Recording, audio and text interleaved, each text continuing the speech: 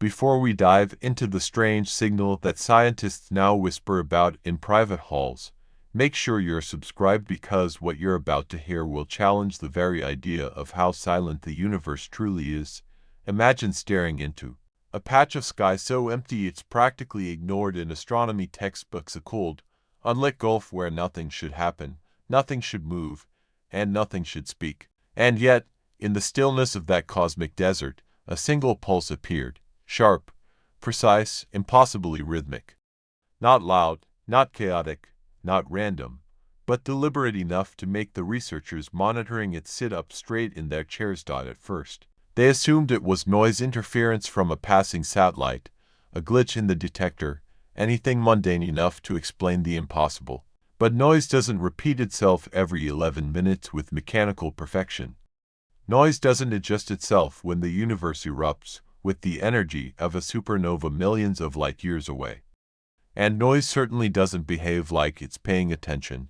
This is where the paradox begins. The signal wasn't coming from a star, a nebula, a black hole, or even a galaxy. It came from a coordinate in deep space that astronomers call a quiet cell, a region so empty they use it to calibrate instruments, a region that should be the cosmic equivalent of a blank page. And yet, something in that blankness was drawing patterns in the dark, not a message, not a code, but something closer to a reflection. Like tapping the surface of a still pond and watching ripples form in sync not only with your touch, but with movements happening miles away. As the weeks passed, the rhythm didn't fade, it evolved. It began responding to cosmic events in a way that looked eerily like recognition, as if whatever was producing it was adjusting itself to fit the shifting background of the universe. The pattern gained structure. The structure gained coherence. And coherence, as physicists reluctantly admit, is the first hint of information. Here's the unsettling part. When they ran the pulse through algorithms used to detect self-organizing behavior in biological systems, the match was disturbingly high, not because the signal resembled life, but because it resembled learning feedback loops refining themselves over time. But learning from what? To answer that, the researchers looked backward into old archives, dusty data logs, and forgotten observations stretching back decades. And there it was, the same faint pulse, appearing at scattered moments throughout the 20th century, each time following a major scientific breakthrough about the nature of the universe.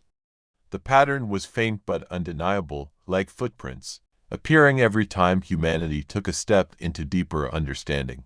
This raised a question none of them were prepared to ask. What if the universe isn't just expanding and evolving, but interacting? Not in a conscious or sentient way, those are loaded words, but in the way a system reacts when new information enters it. Think of it like a landscape reshaping itself after a storm, or like the ocean adjusting to the pull of a distant moon. The environment changes because something within it changes. If information shapes the universe, then new knowledge, human knowledge, might have subtle effects we've never noticed. When the team re-examined the empty region with higher resolution instruments, something unexpected appeared. Not an object, not a structure. More like a distortion, a soft warping in spacetime, as if the universe had been folding and refolding the same spot over and over again. One researcher called it a memory crease, a phrase that stuck not because it was scientific, but because it felt true. Think of a book you've opened so many times that the spine bends naturally to a particular page. The universe, it seems, may have pages like that, moments, places, or patterns it revisits when new information enters its cosmic story. This idea becomes even more intriguing when you consider the nature of information itself. Physics tells us that information can't be destroyed, it can only change form. Black holes, once thought to erase everything, now appear to store subtle imprints of what falls into them. Quantum particles behave differently depending on whether they've been observed. Entangled particles remain coordinated across galaxies. Everywhere you look, information persists, which leads to a possibility both bold and unnervingly elegant. The universe might have ways of reorganizing itself around information the same way life adapts to new environments. Not consciously, but structurally. Not purposefully, but inevitably, picture a snowfield on a mountain. Every gust of wind shapes it. Every footstep changes it. Every shift in temperature transforms the crystals into new configurations. The snowfield isn't alive, but it's constantly rewriting itself in response to what moves across it. Now imagine that snowfield expanded to cosmic proportions. Replace wind with gravitational waves, footsteps with supernovae, and snow crystals with spacetime itself. What emerges is a universe that doesn't just exist, it responds. And if that response leaves traces, echoes, or patterns, then perhaps the strange signal from the empty region isn't a message from something out there, but a reflection of something happening everywhere. Which brings us to the heart of the mystery. If the universe reacts to information, what role does intelligence play? What happens when beings like us begin to study, question, and interpret the universe itself? Could our understanding become part of the cosmic feedback loop, shaping the very fabric we're trying to decode? In other words, if the universe records information, what happens when it learns that we are trying to read it?